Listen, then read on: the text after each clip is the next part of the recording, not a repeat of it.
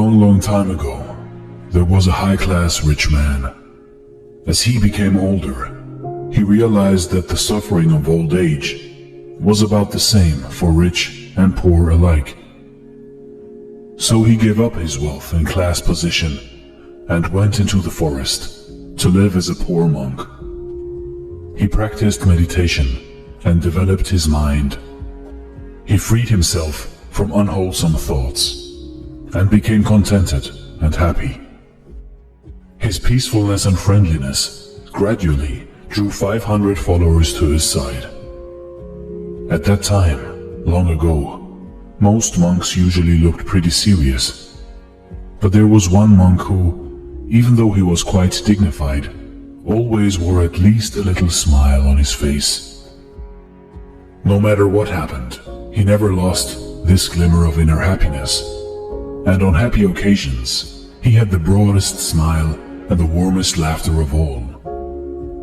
Sometimes monks, as well as others, would ask him why he was so happy, that he always wore a smile. He chuckled and said, "If I told you, you wouldn't believe me. And if you thought I spoke a lie, it would be a dishonor to my master." The wise old master knew the source of the happiness that could not be wiped from his face. And so he made this happiest monk his #1 assistant. One year, after the rainy season, the old monk and his 500 followers went to the city. The king permitted them to live in his pleasure garden for the springtime. This king was a good man, who took his responsibilities as a ruler seriously. He tried to protect the people from danger and increase their prosperity and welfare. He always had to worry about neighboring kings, some of whom were unfriendly and threatening. He often had to make peace between his own rival ministers of state. Sometimes his wives fought for his attention and for the advancement of their sons. Occasionally, a dissatisfied subject even threatened the life of the king himself. And of course, he had to worry constantly about the finances of the kingdom. In fact, he had so much to worry about that he never had time to be happy. As summer approached, he learned that the monks were preparing to return to the forest. Considering the health and the welfare of the old leader, the king went to him and said, "Your Reverence, you are now very old and weak. What good does it do to go back to the forest? You can send your followers back, but you remain here." The chief monk thought about it and then called his #1 assistant to him and said, "You are now to be the leader of the other monks, while you all live in the forest. As I am too old and weak, I will remain here as offered by the king." So the 500 returned to the forest and the old one remained. The #1 assistant continued practicing meditation in the forest. He gained so much wisdom and peace that he became even happier than before. He missed his old master and wanted to share his happiness with him, and so he returned to the city for a visit. When he arrived, he sat on a rug at the feet of the old monk. They didn't speak very much, but every so often, the #1 assistant would say, "What happiness! Oh, what happiness!" Then the king came to visit.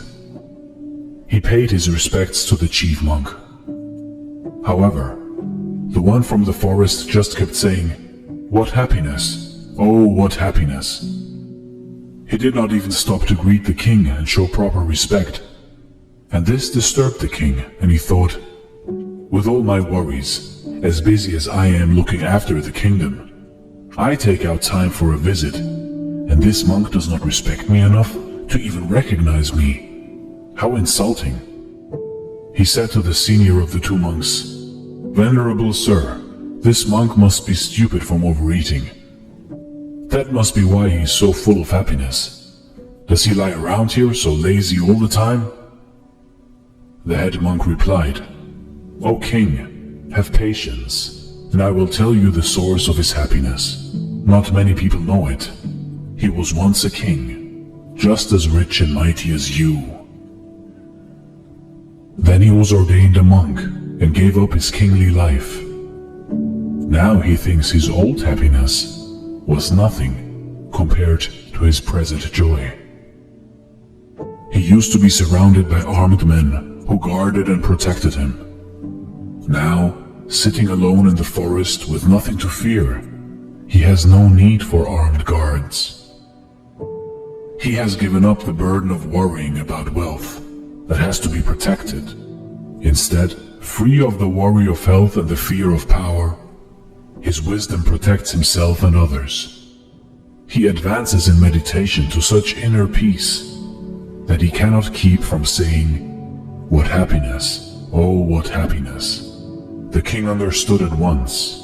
Hearing the story of the happy monk made him feel at peace.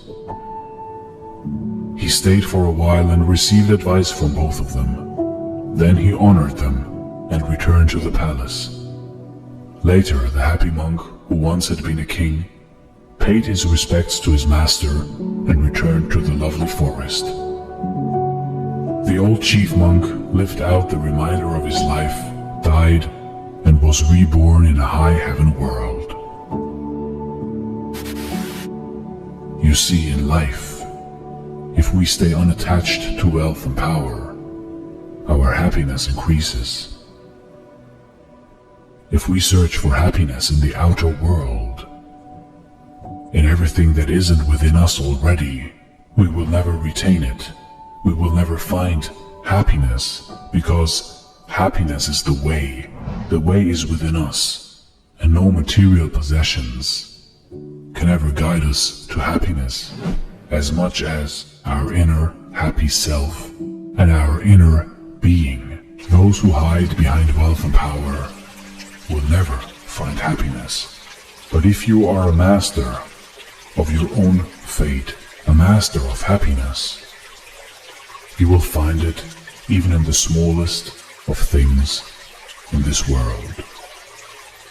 This is Dare to Do Motivation Stories. Thanks for watching and stay blessed.